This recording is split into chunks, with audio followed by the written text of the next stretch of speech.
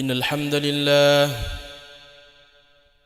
نحمده ونستعينه ونستغفره ونعوذ بالله من شرور أنفسنا ومن سيئات أعمالنا. من يهده الله فلا مضل له ومن يضلله فلا هادي له. أشهد أن لا إله إلا الله وحده لا شريك له وأشهد أن محمدًا عبده ورسوله لا نبي ولا رسول بعده.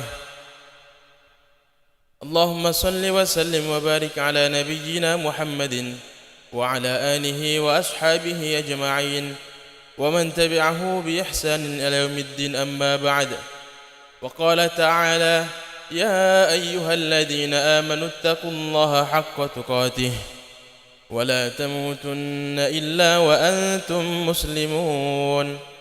وقال أيضا: يا أيها الذين آمنوا اتقوا الله وقولوا قولا سديدا يصلح لكم أعمالكم ويغفر لكم ذنوبكم ومن يطع الله ورسوله فقد فاز فوزا عظيما.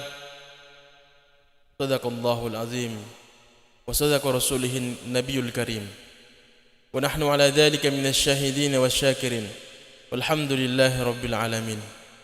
Alhamdulillah, jamaah sidang Jumat rahimani wa rahimakumullah. Segala puji hanya milik Allah Subhanahu wa taala, Rabb semesta alam, Tuhan yang menciptakan 7 lapis langit, 7 lapis bumi. Dialah Allah Subhanahu wa taala yang mengatur seluruh makhluknya, yang menguasai seluruh makhluknya. Dialah Allah Subhanahu wa taala yang menciptakan siang dan malam. Dialah Allah Subhanahu wa taala menciptakan sakit dan sehat. Dialah Allah Subhanahu wa taala menciptakan suasana dan keadaan.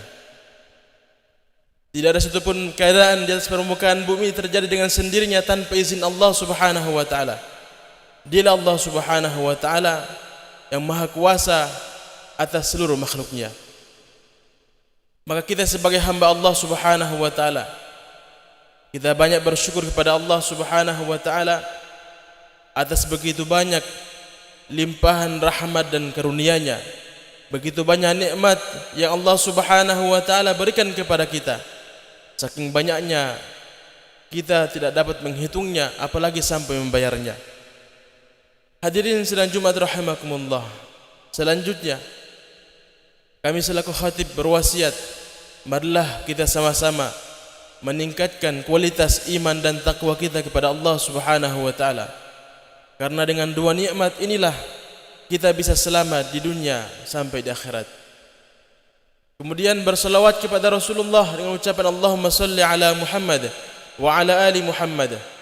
Semoga dengan salawat kita kelak di yaumil qiyamah kita diakui sebagai umat Rasulullah dan mendapatkan syafaatnya dan masuk ke dalam syurga bersama Rasulullah sallallahu alaihi wasallam. Hadirin sidang Jumat rahimakumullah. Ada sebuah hadis yang diriwayatkan oleh sahabat Abu Hurairah radhiyallahu anhu. Rasulullah sallallahu alaihi wasallam bersabda, "Salasun muhlikatun." Ada 3 perkara yang merusak hidup manusia. Yang pertama, syukhun muta'un, kebakhilan yang ditaati. Kemudian yang kedua, wahawan muttaba'un, hawa nafsu yang senantiasa kita ikuti. Kemudian yang ketiga, wa'ijabun al-mar'i binafsih, bangga terhadap dirinya sendiri. Hadirin sidang Jumat rahimakumullah. 3 perkara tersebut yang mana ketika ada dalam diri seorang manusia, maka dia akan merusak kehidupan manusia tersebut. Maka semoga 3 perkara tersebut tidak ada dalam diri kita semua. Yang pertama kata Nabi, yaitu kebakhilan yang dituruti, yang ditaati. Apa itu bakhil? Bakhil bahasa kita adalah kikir, tidak mau mengeluarkan harta dia untuk kebaikan, apalagi untuk kemanfaatan umat. Maka orang yang bakhil ini, hadirin, jangankan untuk orang lain, bahkan dengan dirinya sendiri pun dia tidak berikan. hak-haknya. Maka orang yang bakhil menikmati kehidupan dunia ini dengan sempit, seolah-olah harta yang dia sudah miliki ini akan habis kalau dia keluarkan sedikit. Maka di depan mata dia tergambar kemiskinan, tergambar kesempitan hidup. Bahkan harta dia yang kelihatannya begitu banyak tidak nampak banyak di mata dia, bahkan selalu merasa kurang. Maka orang bakhil dalam hidupnya tidak akan merasakan kebahagiaan, bahkan merusak kehidupan dia. Satu contoh, orang bakhil seperti 3 orang yang makan di rumah makan, si A, si B dan si C. Kemudian ketika selesai makan, maka si A tersebut, si A yang bakhil ini, jangankan untuk membayarkan makanan dia berharap supaya orang lain membayarkan makanan dia. Begitu pelitnya orang bakhil. Maka orang yang bakhil di dunia temannya sedikit, bahkan musuhnya banyak. Maka hadirin, tinggalkan perbuatan atau sifat-sifat bakhil yang ada dalam diri kita. Karena hakikatnya harta yang kita keluarkan, harta yang kita infakkan, sebenarnya itulah harta kita yang sesungguhnya. Yang kita makan akan menjadi kotoran. Yang kita infakkan sebenarnya harta yang telah kita kirim ke negeri akhirat, yang kelak kita akan nikmati. Kemudian yang kedua adalah wahawan muttaba'un, hawa nafsu yang dituruti, hawa nafsu yang diikuti. Ketika hawa nafsu diikuti, maka perkara yang halal menjadi haram, perkara yang tidak boleh menjadi boleh, perkara yang bahkan menghilangkan nyawa sekalipun diikuti oleh orang yang mengikuti hawa nafsunya. Ketika hawa nafsu telah diikuti, maka sebanyak apapun harta yang kita miliki akan terasa sedikit sekali. Sebanyak apapun yang kita miliki, hadirin, akan terasa sempit, akan terasa kurang. Maka orang yang mengikuti hawa nafsunya senantiasa dia terbelenggu oleh hawa nafsu tersebut, sampai pada akhirnya dia mengikuti jejak para orang-orang yang telah dilaknat oleh Allah Subhanahu wa taala, sebagaimana Qarun, Fir'aun dan Haman. Fir'aun Allah ceritakan dalam Al-Qur'an, Qarun Allah ceritakan dalam Al-Qur'an, orang yang memiliki banyak harta. Fir'aun memiliki kekuasaan yang banyak, kekuasaan yang tinggi, tetapi karena hawa nafsunya dituruti, Qarun mengatakan semua harta yang saya dapatkan karena ilmu saya, karena usaha saya. Maka dia tidak mau mengeluarkan, bahkan dia memperturutkan hawa nafsunya. Dan inilah yang menjadi sebab hawa nafsu ini ketika ada dalam diri kita, kalau kita bisa kendalikan, maka kita lebih mulia daripada malaikat. Tetapi kalau hawa nafsu tidak bisa kita kendalikan, maka kita lebih hina daripada binatang. Nauzubillah min zalik. Dan inilah menjadi penyebab kita manusia sangat mulia di sisi Allah Subhanahu wa taala daripada malaikat. Malaikat Allah tidak beri nafsu, sedangkan manusia Allah Subhanahu wa taala berikan nafsu. Sehingga kalau manusia bisa mengendalikan hawa nafsunya, maka dia akan lebih mulia daripada malaikat. Hadirin sedang Jumat rahimakumullah. Kemudian hawa nafsu ketika kita bisa kendalikan, maka masuk surga begitu mudahnya. Allah Ta'ala firmankan, wa amma man khafa maqama rabbih wa nahan nafsa 'anil hawa fa innal jannata hiyal ma'wa. Kurang lebih artinya, kalau kita bisa menahan hawa nafsu kita karena takut kepada Allah Subhanahu wa taala, maka hawa nafsu kita injak dengan kaki kiri kita, kemudian langkah kaki kanan kita masuk ke dalam surganya Allah Subhanahu wa taala. Banyak sekali contoh dalam kehidupan kita, begitu hawa nafsu kita telah menguasai kita. Kita sibuk dalam bekerja mencari kehidupan dunia yang sementara ini, sampai-sampai ketika adzan telah berkumandang, kita masih mengutamakan kehidupan dunia kita yang sementara. Kita berharap, kita berangan-angan seakan-akan hidup kita masih panjang, masih lama. Bahkan harta yang belum nampak di mata kita, kita berangan-angan yang akan kita miliki semuanya. Maka orang yang memperturutkan hawa nafsunya, dia dalam keadaan susah dalam kehidupan dunianya. Karena kenapa? Karena orang yang memperturutkan hawa nafsunya, semua di depan dia seolah-olah menjadi musuh dia. Orang yang kelihatan lebih tinggi daripada dia, maka dia merasa harus menyaingi orang tersebut dalam keduniaan.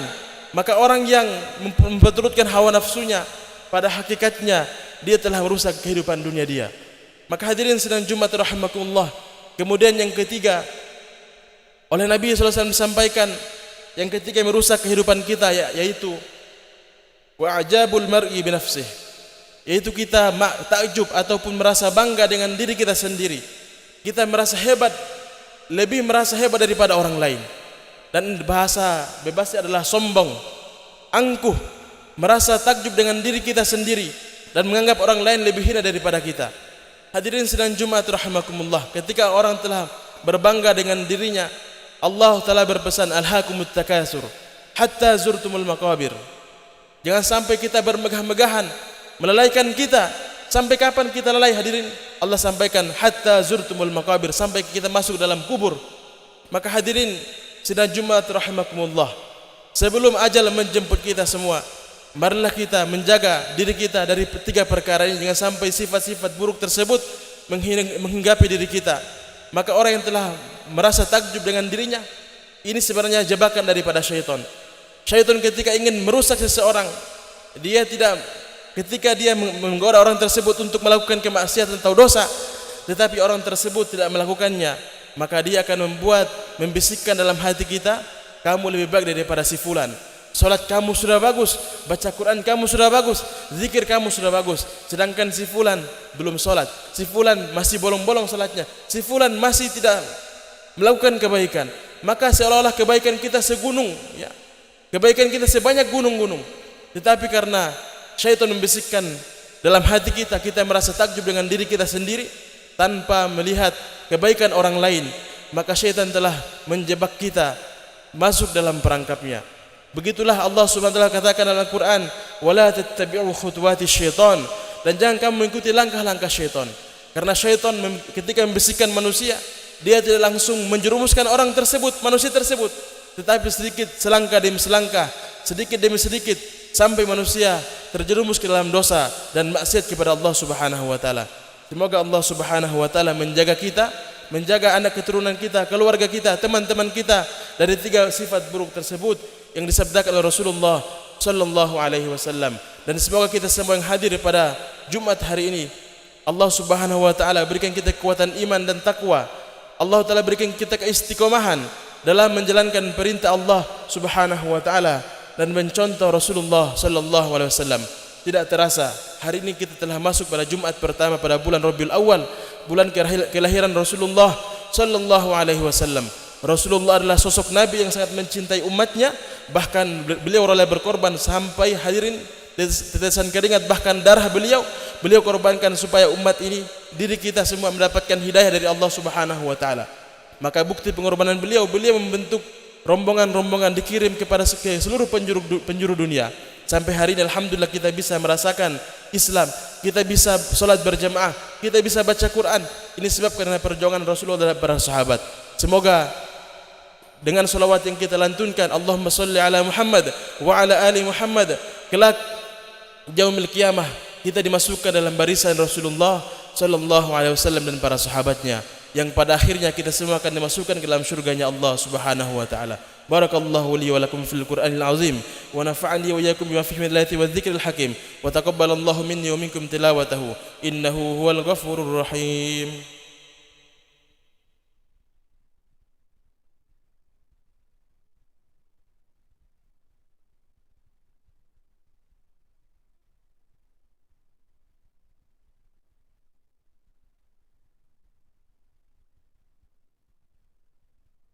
الحمد لله الذي أرسل رسوله بالهدى ودين الحق، أرسله بالحق بشيرا ونذيرا وداعيا إلى الله بإذنه وسراجا منيرا. أشهد أن لا إله إلا الله وحده لا شريك له، وأشهد أن محمدا عبده ورسوله لا نبي ولا رسول بعده.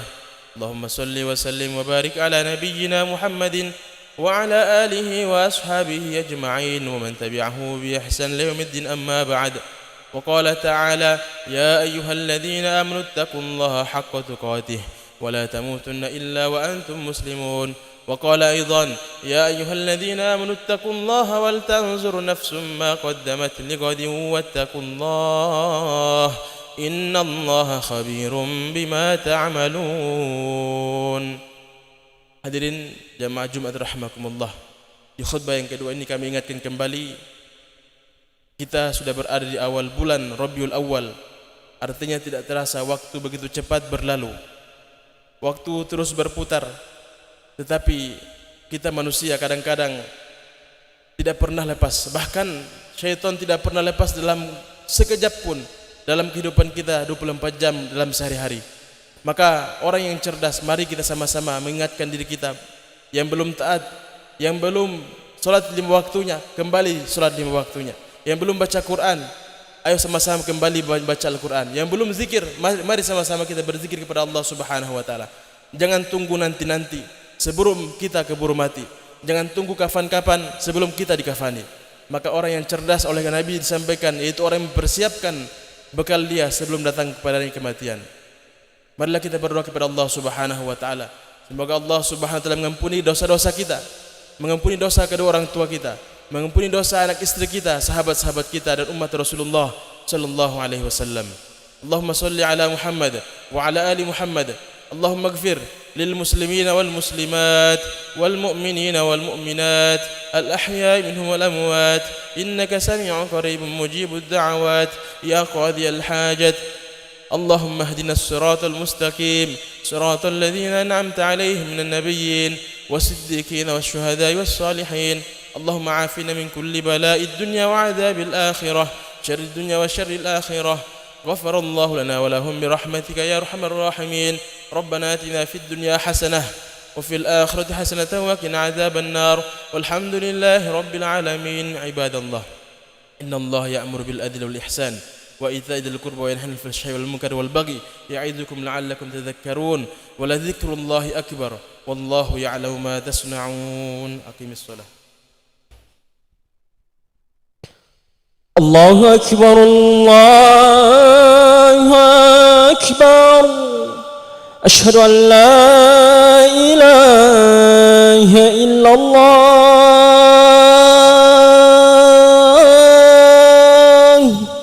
أشهد أن محمد رسول الله حي على الصلاة حي على الفلاح